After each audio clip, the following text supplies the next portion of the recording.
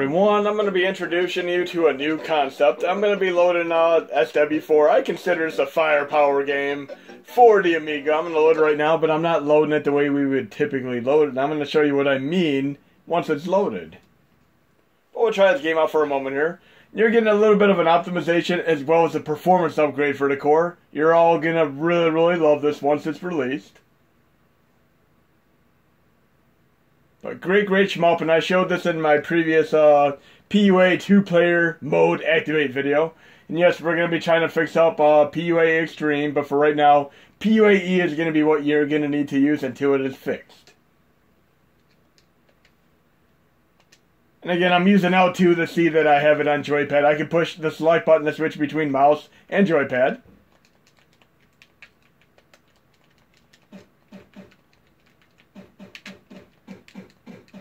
But I'm going to show you something really cool here. You're going to be able to do this from the main user interface as well as from the dummy folder method, which I typically do.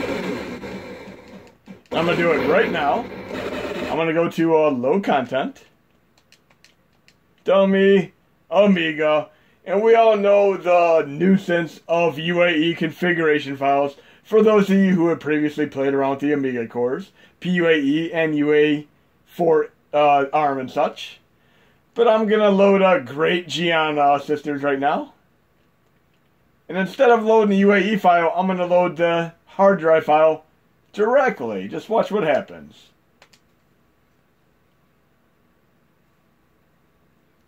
Yes, you're going to be able to load the hard drive images as games without having to use UAE configuration files. They're going to be done in a very different and special way. And I'm going to do a little bit of a tutorial on it, as well as release this within the next few days.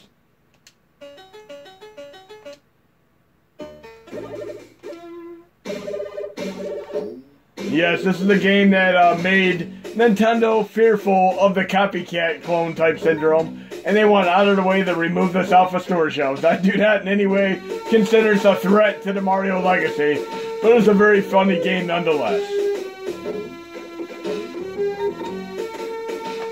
I'm going to turn the volume down just a little bit here, because I never edit my videos, so there we go. But wait till you see the second stage of this game.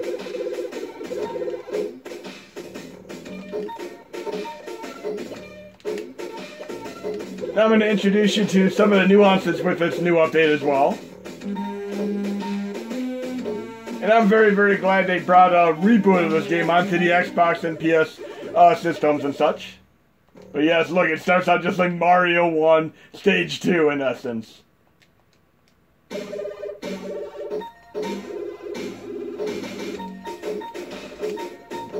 let's see what other game we can direct load real quick.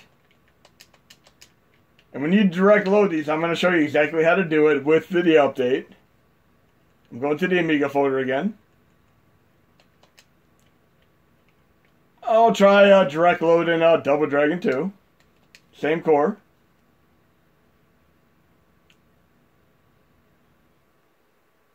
And this does have to be done a very special way, or you're going to have performance issues. I'm going to outline everything you're going to need to do to run these properly. Don't worry.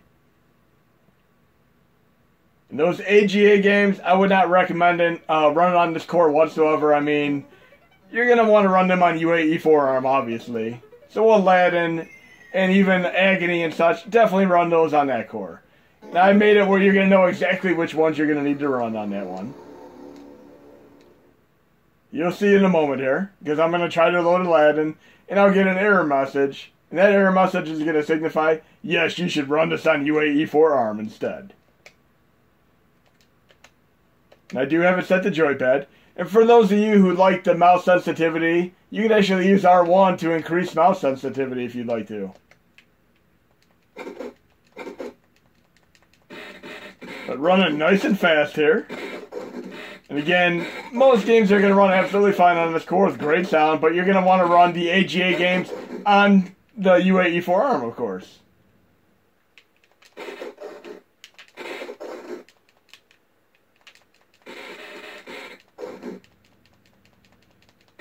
Now I'm going to try loading Aladdin and watch what happens. Now Aladdin is an AGA game. And yes, you can still use the original UAE configuration files if you prefer. It's not in any way going to affect those.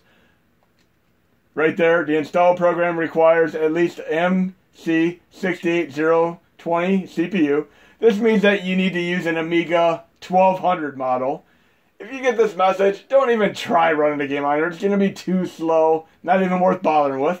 But if I go to low core and use the alternate Amiga core, which has a little bit of a dynamic recompiler thing going on, UAE 4ARM, low content, start directory, dummy. And this does not do direct load. You're going to have to use the UAE configuration files for this core. So I'm going to load the Aladdin UAE file like before. Nothing changes with UAE 4ARM, other than you're going to want to run AGA games on it. And Aladdin's going to run way, way faster on here.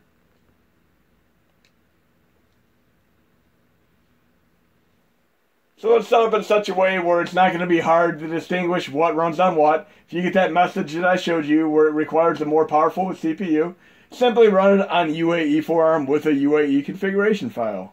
And you can find the configuration files in the extras Amiga folder in the template zip file. But this game runs incredibly nice on the UAE 4ARM core. The only drawback that I could really state about this core is the sound is not as good as on PUAE. But in order to run AGA games at a normal frame per second, you're going to want to run them on UAE 4ARM. But yes, it runs very nice and fast on this core.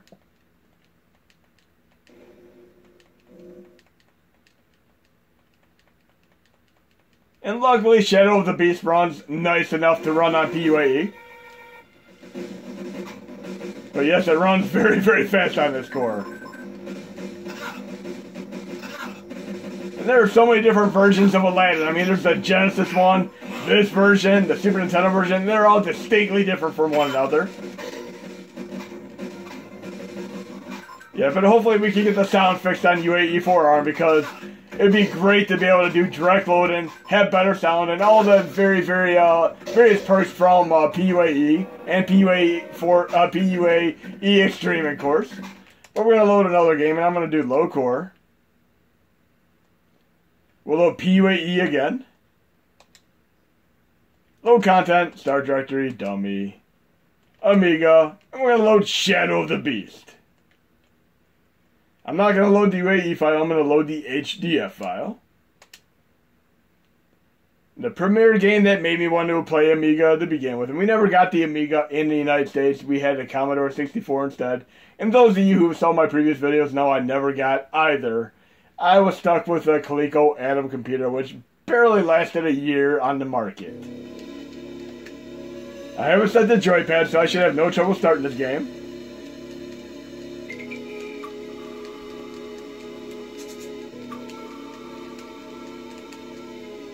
Again, you can push the select button to toggle between mouse and joypad. You're going to want to have it set the joypad before you start the game.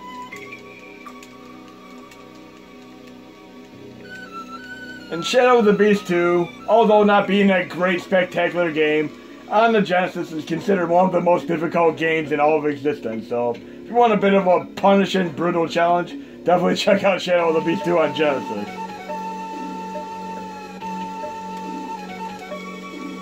And I do have the PS4 reboot, which also has an unlockable original Amiga version of this game. And I'm going to make sure that shows up in my next Horse Extravaganza video. Okay, we should be in game in a moment here. The music will kind of wind down and become a lower volume before the game starts. Right here. There we go. Now we're in game.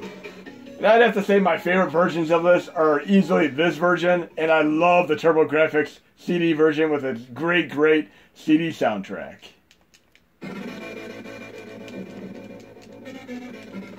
This game does run faster on UAE 4ARM, but I'm running it on this core because it runs well enough to be enjoyable with the frame per second in conjunction with music that sounds better than on UAE 4ARM. For now, at least.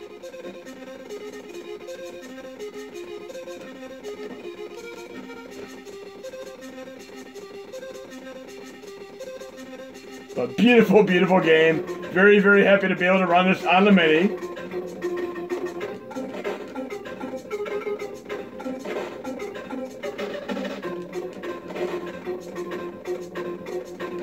Very, very catchy music. I know I'm going to have this song stuck in my head all night long. And I'm sure if I look on YouTube, somebody, somewhere, some way, somehow has done a metal tribute to this game and this particular song. But yes, in no way an easy game. It is a very brutally difficult game, but very, very fun for what it's worth.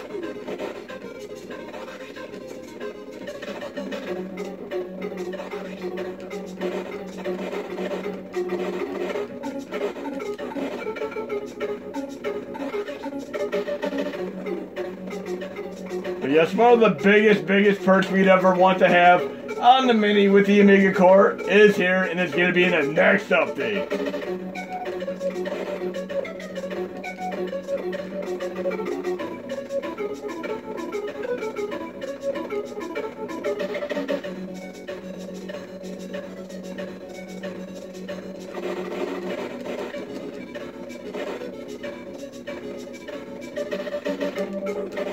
Now, while we're here, I'm going to move over to my PlayStation 4, and we're going to check out Shadow of the Beast right now. Why not? Let me switch over there.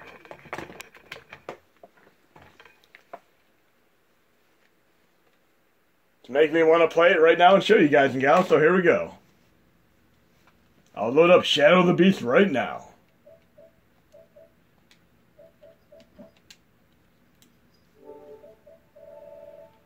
Go to my library. And to the S's. Yes, I have quite a few downloadable games. Shadow of the Beast. I'll turn up the volume a little bit again.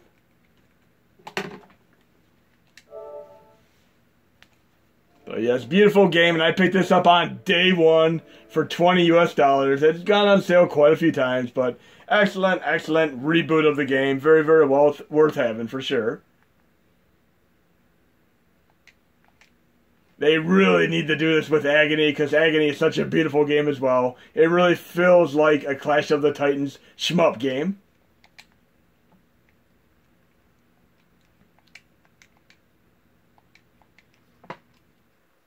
I'm going to be showcasing this in the Horde Extravaganza video as well, but since I was playing the Amiga version, I was inspired to showcase this one as well, because I'm a big fan of both of them.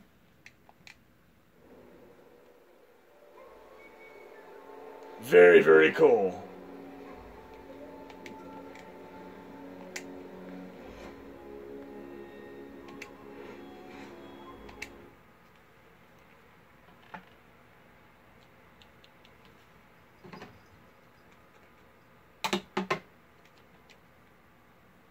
But yes, I'll get the update out within the next few days, and you guys and gals are going to be able to enjoy Amiga in a new and special way, which is less intimidating, and I'll have a tutorial on how to set it up as well. But this is going to be the last thing I showcase in this particular video. Great game here. You should be able to get it on sale if you look back on the PS4 once in a while. I do not believe this was ever released on the Xbox system, unfortunately, but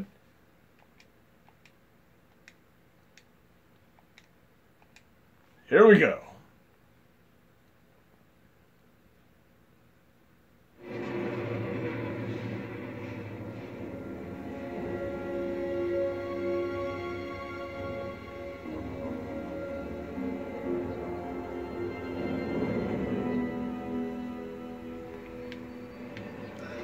It has a beautiful transition from cinema to game, as you will see in a moment here. Look at that, that is awesome.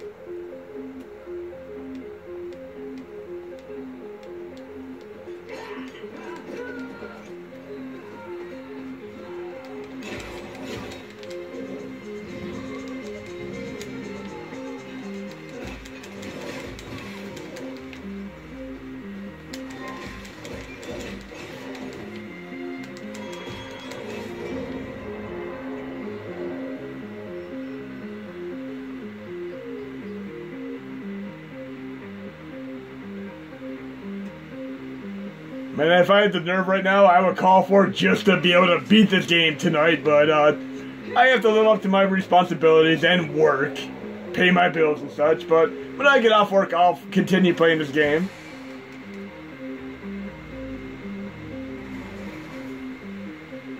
But an incredible, incredible game here. They did a fantastic job with this.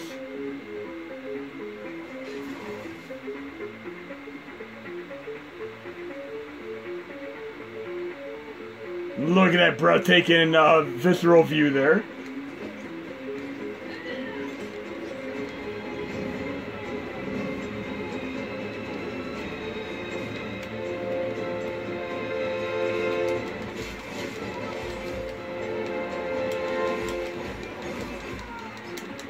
I almost wish that they did a God of War like a bonus type game that had this type of perspective, like a 2D side-scrolling combat game, because this is really, really cool.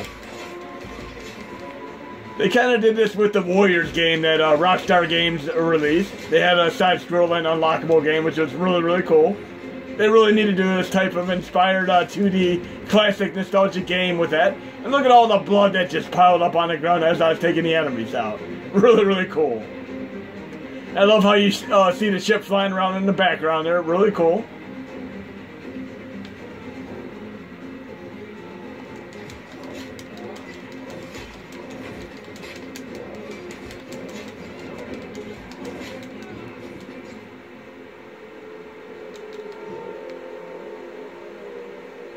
Truly epic game here. Well worth the money.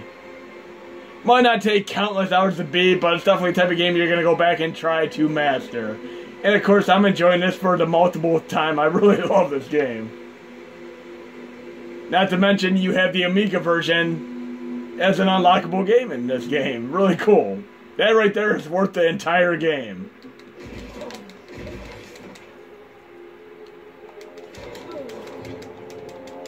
And blood splatters on the screen.